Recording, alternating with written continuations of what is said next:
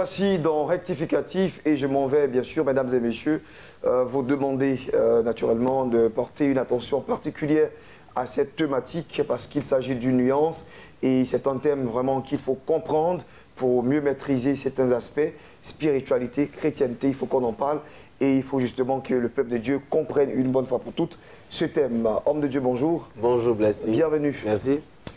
Il est spirituel, il est chrétien. Il faut qu'on parle finalement, c'est quoi être spirituel, c'est quoi être chrétien, nuance des deux.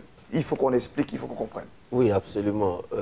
Il faut que les gens comprennent que la spiritualité n'a rien à voir avec la chrétienté ou le christianisme. Le christianisme, c'est pas la spiritualité forcément. Yes. Voilà. Et malheureusement, aujourd'hui, on jette certaines personnes dans un certain complexe. Et selon les pensées religieuses aujourd'hui, on dit que quelqu'un est spirituel quand il jeûne beaucoup, quand il prie beaucoup, quand il assiste à tous les cultes. Et on dit de cette personne qu'elle est spirituelle. Pourtant, respecter des principes, des rites religieux ne fait pas d'une personne une personne spirituelle.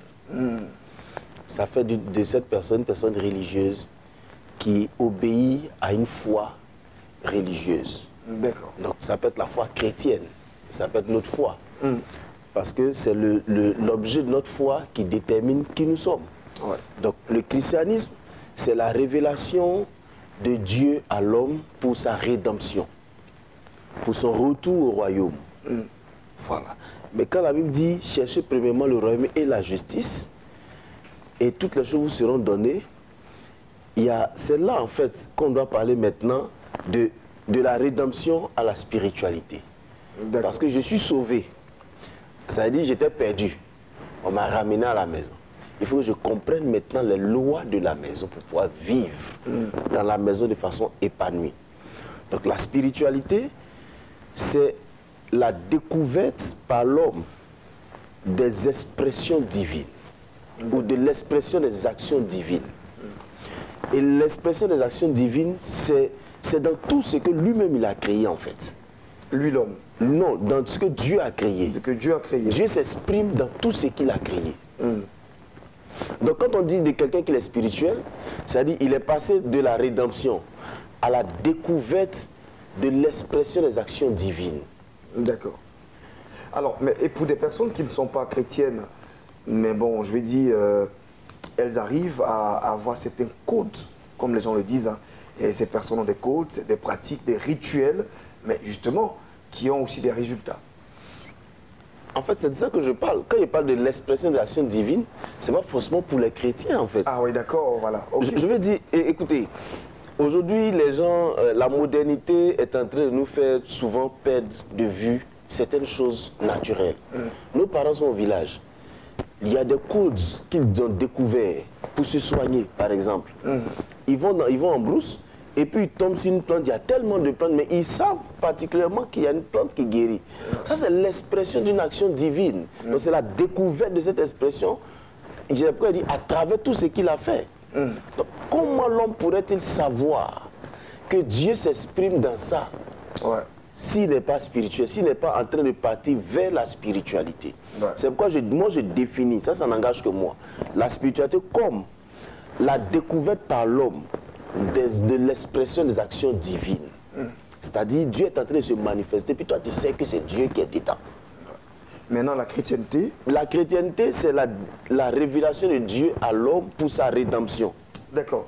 Et justement, avec ce thème, parce que j'ai pris aussi du temps à méditer là-dessus, et je crois que l'histoire de Corneille dans Actes le chapitre 10 illustre parfaitement ce que vous dites. Absolument. Parce que lorsqu'on voit la description de Corneille, bien qu'on l'appelait Corneille le païen, on se rend compte qu'on nous disait il était pieux, il faisait des aumônes, et au point même où un ange vient lui parler.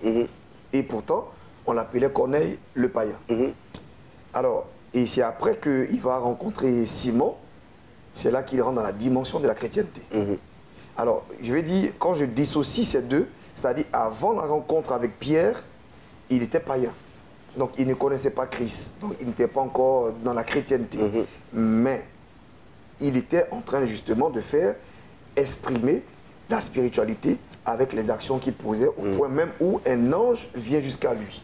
Absolument. Je ne sais pas si vous comprenez un peu ce que je suis en train de dire. Je comprends parfaitement. Corneille, c'était un païen parce qu'il ne faisait pas partie encore ni de la tribu juive, ni de la chrétienté. C'est clair. Donc maintenant, c'est pourquoi je veux qu'on comprenne. Corneille comprenait des codes. Merci. Il comprenait l'expression de l'action divine.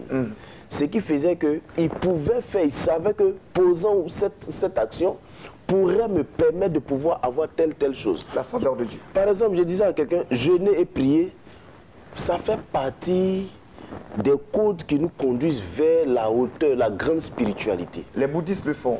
Tout le monde le fait. Même ma grand-mère au village. Oh, ici. Ma grand-mère au village, ma grand-mère maternelle, il y a des jours dans la semaine où elle se prive de nourriture. Parce qu'elle pense que se priver de nourriture pourrait lui permettre d'accéder à un certain niveau de sa vie. Donc le jeûne, ce n'est pas les chrétiens qui l'ont créé. Ouais. Le jeûne fait partie des étapes qui nous conduisent vers la spiritualité. Donc ce sont des actions. Comme moi je dis, ce sont des actions. C'est l'homme qui découvre l'expression de l'action divine et qui a envie de les exprimer lui-même. Ouais. Tu vois, qui commence à saisir les choses. On peut voir, c'est pourquoi moi je crois, je suis de ceux qui croient que Dieu s'exprime, n'est pas limité. Jésus même pour guérir des gens, il crache à terre, il fait la boue, il met... Est-ce qu'il était obligé? Non. Jésus pour guérir, il prend sa salive, il met dans la bouche de quelqu'un. Mais c'est pour dire que, en fait, c'était pour nous dire que la spiritualité, c'est pas les limites religieuses que les gens nous fixent. Aujourd'hui, malheureusement, il y a des choses que le chrétien n'arrive pas à voir parce qu'il est fixé dans un certain canevas. Si Dieu, pour nous, Dieu fonctionne de telle manière. S'il ne fonctionne pas comme ça, c'est que ce n'est pas Dieu. Ça, c'est la religion. Ouais. Ça, ce sont les codes religieux. Mais la spiritualité, comme j'ai l'habitude de dire, c'est comme un poisson dans la mer. Il y a beaucoup de sphères que tu peux parcourir et ce n'est pas limité. Si on a pris de la boue pour faire la guérison de quelqu'un, c'est que Dieu est capable d'utiliser n'importe quoi. Et la spiritualité ne se définit pas dans la chrétienté. Non.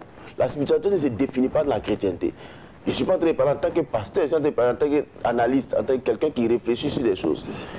Si la chrétienté se définissait dans la chrétienté, c'est qu'il y a des gens.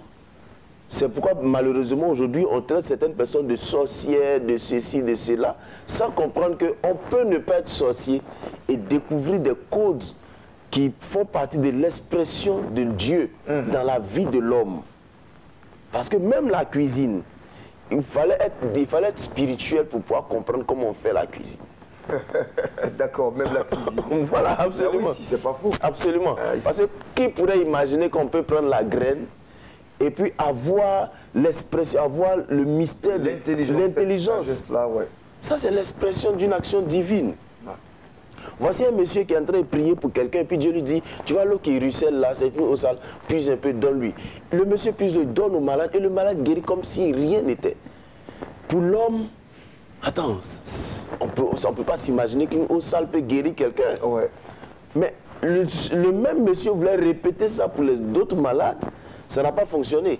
Parce que Dieu veut montrer que je ne m'exprime pas de la même façon pour tout le monde. Yes. C'est ça la spiritualité pour moi. Et pour moi, la spiritualité, ce n'est pas les actions prophétiques, et mathématiques, et souvent avec un esprit de suivisme que les gens font pour des objectifs pécuniers. Mais c'est toutes ces expressions-là qui se démontrent et qui donnent l'épanouissement à l'homme dans la communion avec Dieu, dans sa chrétienté. Allez, merci. Je pense que vous avez compris le message.